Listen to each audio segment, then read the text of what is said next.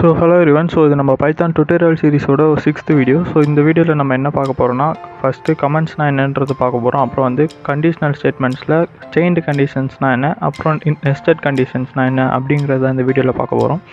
இதுக்கு முன்னாடி ஏற்கனவே நம்ம வந்து கண்டிஷனல் ஸ்டேட்மெண்ட்ஸ்னால் என்ன, அதை பற்றி அதை எப்படி யூஸ் பண்ணுவோம், அதெல்லாம் நம்ம போன வீடியோவில் போட்டிருக்கோம். நீங்கள் அந்த வீடியோ பார்க்கலன்னா அந்த வீடியோட லிங்க் நான் டிஸ்கிரிப்ஷனில் தரேன். நீங்கள் அங்கே போய் பார்த்துக்கலாம். இதுவே நீங்கள் நம்ம சேனலுக்கு புதுசாக இருந்தீங்கன்னா அந்த சப்ஸ்கிரைப் பண்ண ப்ரெஸ் பண்ணிக்கோங்க. ஏன்னா நம்ம வந்து நிறைய Python projects and Python tutorials பற்றி நிறைய வீடியோ போடுறோம். நீங்கள் பைத்தான் கற்றுக்கணும், நிறைய ப்ராஜெக்ட்ஸ் நான் பண்ணணும்னு நினச்சிங்கன்னா நம்ம சேனலை வந்து சப்ஸ்கிரைப் பண்ணிக்கோங்க. சரி, ஓகே. ஃபஸ்ட்டு நம்ம வந்து கமெண்ட்ஸ்னால் என்னன்றதை ஃபஸ்ட்டு பார்த்துடலாம். நம்ம எல்லாருமே வந்து இங்கிலீஷ் படம் அந்த மாதிரி அதர் லாங்குவேஜ் மூவிஸில் பார்க்கும்போது கீழே வந்து பார்த்திங்கன்னா சப்டைட்டில்ஸோட பார்த்துருக்கீங்களா. அந்த சப்டைட்டில்ஸ் எதுக்காக வச்சுருக்காங்க, நம்ம யூசருக்கு வந்து அது புரியணும். ஆடியன்ஸ் வந்து நம்ம அந்த லாங்குவேஜ் புரியணுன்றதுக்காக கீழே சும்மா ஒரு சப்டைட்டில்ஸ் வந்து போடுவாங்க. ஒரு வேளை அந்த சப்டைட்டில்ஸில் ஏதாச்சும் மிஸ்டேக் இருந்தாலோ அந்த சப்டைட்டில்ஸ்க்கும் அந்த மூவிக்கும் ரிலேட்டடாக இல்லாமல் வேறு ஏதாச்சும் வேர்ட்ஸ் இருந்தாலும் அந்த மூவிக்கு வந்து எந்த டேமேஜுமே ஆக போகிறதில்ல. அந்த மூவியை வாட்டு தனியாக ஓடிட்டே இருக்கும், சப்டைட்டில்ஸ் தனியாக ஓடிட்டே இருக்கும். கரெக்டாக. அதே மாதிரி தான் கமெண்ட்ஸ்னால் என்னென்னா, நம்ம ப்ரோக்ராமிங் லாங்குவேஜில் வந்து கமெண்ட்ஸ்ன்னு சொல்லுவோம் அந்த சப்டைட்டில்ஸை. அந்த கமெண்ட்ஸ் எதுக்குன்னா, நம்ம யூசர் ஒரு டெவலப்பர் இருக்காங்க, நான் வந்து ஒரு கோடு வந்து எழுதுறேன்னா நான் அதை வேறு ஒருத்தர்கிட்ட கொடுத்தேன்னா அவங்களுக்கு அந்த கோடு வந்து புரியணும். கரெக்டாக. நான் என்ன பண்ணியிருக்கேன், அவங்க வந்து எல்லாத்தையும் உட்காந்து பார்க்கறதுக்கு பதிலாக நான் இந்த இடத்துல இது பண்ணியிருக்கேன், அதை வந்து நான் கமெண்ட்ஸ்ன்னு போடுவேன். அந்த கமெண்ட்ஸ்லாம் வந்து நம்ம இன்டர்பிரிட்டர் அந்த நம்ம எழுதுகிற கோடை ஒன்று வந்து செக் பண்ணிவிட்டு அதில் எரர் இருக்க அவுட்புட் தருதில்ல.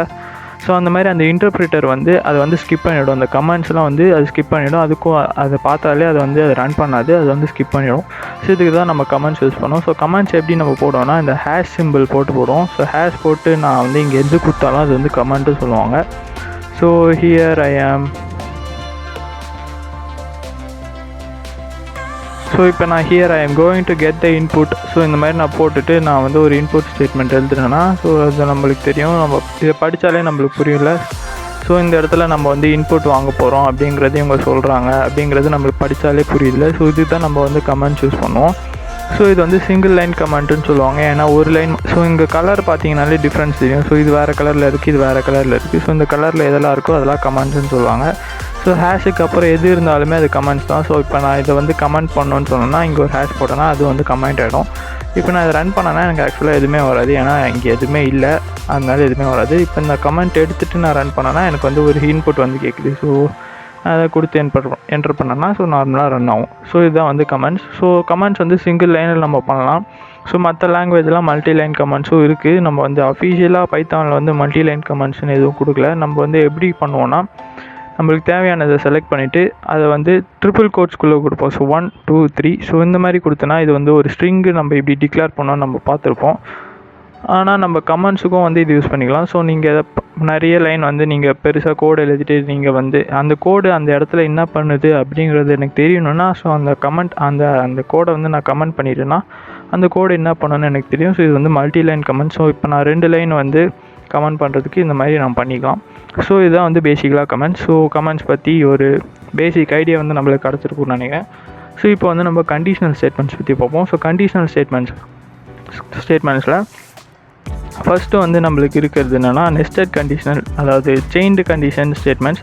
அதுக்கு முன்னாடி நம்ம போன வீடியோவில் என்ன பார்த்தோங்கிறத வந்து ஒரு வாட்டி கிளியராக பார்த்துடலாம். அப்போ தான் நம்மளுக்கு வந்து இன்னும் கொஞ்சம் கிளியராக புரியும்.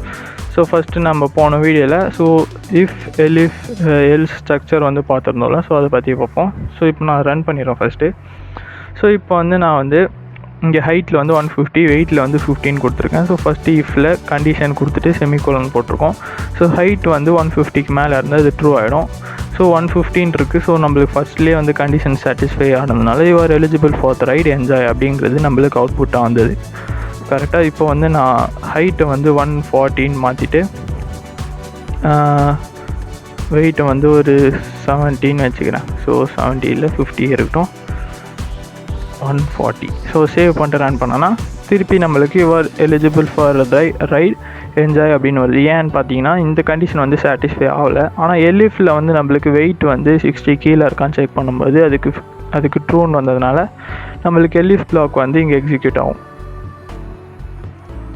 எக்ஸிக்யூட் ஆகுதுனால நம்மளுக்கு வந்து you are eligible for the right enjoy அப்படிங்கிறது வருது. இப்போ நான் ஒரு வேளை இங்கேயும் வந்து நான் ஒரு 18 கொடுத்தேன்னா இப்போ வந்து நம்மளுக்கு 2 கண்டிஷனுமே சாட்டிஸ்ஃபை ஆகாததுனால நம்மளுக்கு வந்து sorry you are not allowed. So ரெண்டுமே வந்து நம்மளுக்கு சாட்டிஸ்ஃபை ஆகாததுனால ஸோ 2 பிளாக்குமே ஸ்கிப் ஆகிட்டு எல்ஸில் என்ன இருக்கோ ஸோ அது வந்து நம்மளுக்கு பிரிண்ட் ஆகுது. இது வந்து நம்ம ஃபோன் இதிலே பார்த்துட்டோம். ஸோ அது வந்து அதை பற்றின ஒரு சின்ன ரீகேப் மாதிரி. ஸோ இப்போ வந்து இது க்ளோஸ் பண்ணிவிட்டு ஸோ நெக்ஸ்ட் இருக்கிறத வந்து ஓப்பன் பண்ணுவோம். ஸோ இந்த இடத்துல வந்து நான் ஃபஸ்ட்டு சொன்ன மாதிரி உங்கள் ஹைட்டும் வந்து 150க்கு மேலே இருக்கணும், அதே நேரத்தில் வெயிட்டும் வந்து 60 கீழே இருக்கணும். ஸோ ரெண்டுமே வந்து உங்களுக்கு இருந்தால் மட்டும்தான் நீங்கள் ரைடில் போக முடியும். ஸோ அந்த மாதிரி ஒரு கண்டிஷன் இருந்ததுன்னா ஸோ ரன் பண்ணனா இப்போ வந்து பார்த்தீங்கன்னா ஹைட் 150க்கு மேலே இருக்கணும் அண்ட் வெயிட் 60 கீழே இருந்தால் தான் நீங்கள் வந்து இந்த ஸ்டேட்மெண்ட்ஸ் வந்து பிரிண்ட் ஆகும். இல்லைன்னா நம்மளுக்கு வந்து சாரி யூ ஆர் நாட் அலவுடுன்னு வரும். ஸோ நம்மளுக்கு அவுட்புட் வந்து சாரி யூ ஆர் நாட் அலவுடுன்னு வந்து ஸோ திருப்பி ரன் பண்ணிக்கிறேன். So sorry you are not அலவுடுன்னு வருது. ஏன்னு நம்ம வந்து செக் பண்ணோன்னா இப்போ வந்து ஹைட் வந்து 150க்கு மேலே இருக்கான்னு பார்த்தோன்னா நம்ம ஹைட் வந்து 140 இருக்குது. ஸோ இந்த ஸ்டேட்மெண்ட் வந்து ஃபால்ஸுங்கிற ரிசல்ட் வந்து நம்மளுக்கு தரும். அதே நேரத்தில் வெயிட் வந்து பார்த்தோன்னா 160 கீழே தான் இருக்குது. ஸோ இதோட ரிசல்ட் வந்து ட்ரூன்னு இருக்கும். ஸோ இப்போ வந்து நம்மளுக்கு ஒரு ஃபால்ஸ் இருக்குது, ஒரு ட்ரூ இருக்குது, நடுவில் வந்து ஒரு அண்டுன்னு இருக்குது கரெக்டாக. ஸோ இந்த அண்டுங்கிறது ஒரு ரிலேஷனல் ஆப்ரேஷன் தான். ஸோ நம்ம வந்து greater than equal to, lesser than equal to, அப்புறம் ஈக்குவல் டு நாட் ஈக்குவல் டுங்கிறது பேசிக் 4 ரிலேஷனல் பற்றி பார்த்துருப்போம். அதுவும் இல்லாமல் ஒரு 3 ரிலேஷனல் ஆப்ரேட்டர் வந்து இருக்குது. அது என்னென்னு வந்து பார்த்திங்கன்னா அண்டு, ஆர், அப்புறம் நாட்டுன்னு சொல்லுவாங்க. ஸோ அதை பற்றியும் இந்த வீடியோவில் வந்து கவர் பண்ணிடலாம். ஸோ அண்டுக்குன்னா என்னென்னா ஸோ இங்கே 2 இருக்கா. ஸோ ஃபால்ஸ்னு ஒன்று இருக்குது, ட்ரூன்னு ஒன்று இருக்குது கரெக்டாக. ஸோ இந்த ரெண்டுமே வந்து ட்ரூவாக இருந்தால் மட்டும்தான் நம்மளுக்கு இதோட ரிசல்ட் வந்து ட்ரூவாக இருக்கும். இல்லைனா இப்போ இந்த இடத்துல ஒரு ஃபால்ஸ், இங்கே ஒரு ட்ரூன்னு இருந்ததுன்னா இதோட ரிசல்ட் வந்து ஃபால்ஸ்ன்னு தான் வரும். ஸோ அதனால தான் நம்மளுக்கு என்ன ஆச்சுன்னா ஸோ இங்கே ஃபால்ஸ், ஸோ இந்த மொத்த கண்டிஷனோட ரிசல்ட் வந்து நம்மளுக்கு ஃபால்ஸ்ன்னு வந்ததுனால ஸோ இந்த ஸ்டேட்மெண்ட் வந்து பிரிண்ட் ஆகாமல் நம்மளுக்கு சாரி யூ ஆர் நாட் அலவுடுன்னு வந்தது. இதுவே நான் வந்து இங்கே ஹைட் வந்து 116 கொடுத்துட்டு ரன் பண்ணேன்னா இப்போ பார்த்தோன்னா you are eligible for the right enjoy அப்படின்னு வருது. ஏன்னா நம்மளுக்கு வந்து 160, ஸோ 160 கிரேட்டர் தேன் 50 இது வந்து ட்ரூன்னு வரும். ஸோ வெயிட் வந்து 50 இஸ் லெஸ்ஸர் தேன் 60 இதுவும் ட்ரூ வரதுனால நம்மளுக்கு வந்து இதோட டோட்டல் ரிசல்ட் வந்து ட்ரூ. அதனால் நம்மளுக்கு இந்த ஸ்டேட்மெண்ட் வந்து ரன் ஆச்சு. ஸோ இப்போ நான் வெயிட்டை வந்து ஒரு 18 கொடுத்தேன்னா இப்போ வந்து எனக்கு ரன் ஆகாது. ஸோ இப்போ நான் சேவ் பண்ணிட்டு ரன் பண்ணேன்னா எனக்கு ரன் ஆகுது. ஏன்னா வந்து இந்த கண்டிஷன் ட்ரூவாக இருந்தாலும் நம்மளுக்கு வெயிட்டுங்கிற கண்டிஷன் வந்து ஃபால்ஸ் ஆச்சதுனால நம்மளுக்கு வந்து இந்த ஸ்டேட்மெண்ட்டோட இந்த கண்டிஷனோட மொத்த ரிசல்ட் வந்து ஃபால்ஸ் ஆனதுனால நம்மளுக்கு இந்த இஃப் பிளாக் ஸ்கிப் ஆகிட்டு எல்ஸ் பிளாக் வந்து ரன் ஆகுது. ஸோ ஓகே, அதை தான் நான் சொன்னேன். உங்கள் வெயிட்டும் வந்து 160 கீழே இருக்கணும், ஹைட்டும் வந்து 150க்கு மேலே இருந்தால் மட்டும்தான் நீங்கள் ரைடுக்கு எலிஜிபிளாக இருக்க முடியும். ஸோ அந்த ஸ்டேட்மெண்ட் வந்து இங்கே அந்த ஸ்டேட்மெண்ட்டை தான் நம்ம இங்கே ப்ரோக்ராமாக எழுதியிருக்கோம். ஸோ இதுவே வந்து நான் இந்த அண்டு எடுத்துகிட்டு ஆறுங்கிறத வந்து போட்டேன்னா ஸோ நான் ஃபஸ்ட்டே சொன்ன மாதிரி அண்ட், ஆர், நாட்டு அப்படின்னு 3 ஆப்ரேட்டர்ஸ் இருக்குல்ல. ஸோ ஆறுன்னு நான் போட்டு ரன் பண்ணேன்னா இப்போ வந்து பார்த்திங்கன்னா ஸோ அதே தான். ஸோ என்ன பண்ணியிருக்குன்னா ரன் பண்ணனா you are eligible for the right என்ஜாய்னு வருது. ஏன்னா ஆறுன்னு நம்ம போடும்போது என்ன ஆகும்னா நம்மளுக்கு இந்த ஹைட் வந்து 150, ஸோ 160 இஸ் கிரேட்டர் தென் 150 அதோட ரிசல்ட் வந்து ட்ரூ. வெயிட் வந்து 150 அதாவது 80 இஸ் லெஸ் தேன் 60னா அதோட ரிசல்ட் வந்து ஃபால்ஸ்ன்னு இருக்குது. நடுவில் ஆறுங்கிற ஆப்ரேட்டர் இருக்குது கரெக்டாக. ஸோ இந்த ஆறுங்கிறது என்ன பண்ணோன்னா இந்த 2 சைடில் இருக்கிறத ஏதாச்சும் ஒன்று வந்து ட்ரூவாக இருந்தாலே போதும், அதோட ரிசல்ட் வந்து ட்ரூன்னு வந்துடும். ஸோ அண்டு எப்படின்னா ட்ரூன்னு இருந்தால் மட்டும்தான் அதோட ரிசல்ட் வந்து ட்ரூன்னு வரும். ஏதாச்சும் ஒன்று ஃபால்ஸ் ஆனால் கூட நம்ம ரிசல்ட் வந்து ஃபால்ஸ் ஆகிடும். ஆர் எப்படின்னா ஏதாச்சும் ஒன்று ட்ரூவாக இருந்தாலே போதும் நம்மளுக்கு ரிசல்ட் வந்து ட்ரூ ஆகிடும். ரெண்டுமே ஃபால்ஸாக இருந்தால் மட்டும்தான் நம்மளுக்கு ரிசல்ட் வந்து ஃபால்ஸ் ஆகும். இதுதான் அண்டு ஆருக்கும் இருக்கிற டிஃப்ரென்ஸ். ஸோ அதனால் இப்போ நான் 150 இந்த கண்டிஷன் ட்ரூ ஆனதுனால நம்மளுக்கு வந்து ஸோ இந்த கண்டிஷன் நம்மளுக்கு ட்ரூ ஆனதுனால நம்மளுக்கு இந்த ஸ்டேட்மெண்ட் வந்து ரன் ஆகிடுச்சு. ஸோ இதோட டோட்டல் ரிசல்ட் வந்து ட்ரூ ஆனதுனால நம்மளுக்கு இஃப் வந்து ரன் ஆச்சு. ஸோ இதுவே நான் வந்து 150யும் நான் வந்து ஃபால்ஸ் ஆக்கணும். ஸோ இங்கே 114 கொடுத்துட்டு ஸோ நம்மளுக்கு 2 ஸ்டேட்மெண்ட்டுமே இப்போ வந்து ஃபால்ஸ்ன்னு இருக்கிறதுனால ரிசல்ட் வந்து ஃபால்ஸ் ஆகிடும். ஸோ அதனால் sorry you are not allowed அப்படிங்கிற ரிசல்ட் வந்து நம்மளுக்கு பிரிண்ட் ஆகுது. ஸோ இதுதான் வந்து செயின்டு கண்டிஷனல் ஸ்டேட்மெண்ட். ஸோ இதை நம்ம எங்கே யூஸ் பண்ணோம்னா ஒன்றுக்கு மேலே நம்ம வந்து கண்டிஷன் வந்து செக் பண்ணணும். ஸோ நிறைய கண்டிஷன் வந்து நான் ஒரே லைனில் வந்து செக் பண்ணணும் அந்த மாதிரி இருந்ததுன்னா நம்ம வந்து இந்த அண்ட் ஆர் வந்து போட்டுக்கலாம். ஸோ இங்கே நான் 2 கண்டிஷன் தான் கொடுக்கணுமா அப்படின்னு கேட்டிங்கன்னா கண்டிப்பாக கிடையாது. ஸோ நீங்கள் வந்து இங்கே இன்னொரு அண்டுன்னு கூட போட்டு ஸோ இங்கே உங்களுக்கு என்ன கண்டிஷன் வேணுமோ அது வந்து நீங்கள் போட்டுக்கலாம். ஸோ அந்த மாதிரி நம்மளுக்கு எவ்வளோ கண்டிஷன் வேணுனாலும் இந்த ஒரே ஸ்டேட்மெண்ட்டில் போடுறது தான் செயின்டு கண்டிஷனல் ஸ்டேட்மெண்ட்டு சொல்லுவாங்க. ஸோ இதில் உங்களுக்கு ஏதாவது டவுட் இருந்தால் கீழே கமெண்ட்டில் கேளுங்க. ஸோ நம்ம நெக்ஸ்ட் வந்து பார்க்க போகிறது என்னென்னா nested conditional statement. So first நம்மளுக்கு இந்த டாப் கண்டிஷன் வந்து ட்ரூவாக இருந்துச்சுன்னா இந்த பிளாக்குள்ளே உள்ளே வந்துடும். ஸோ இந்த பிளாக்கில் இருக்க ஏற்கனவே இந்த பிளாக்லேயும் ஒரு கண்டிஷன் இருக்குது கரெக்டாக. ஸோ இந்த கண்டிஷன் வந்து ட்ரூவாக இருந்ததுன்னா நம்மளுக்கு இந்த ஸ்டேட்மெண்ட் வந்து ரன் ஆகும்.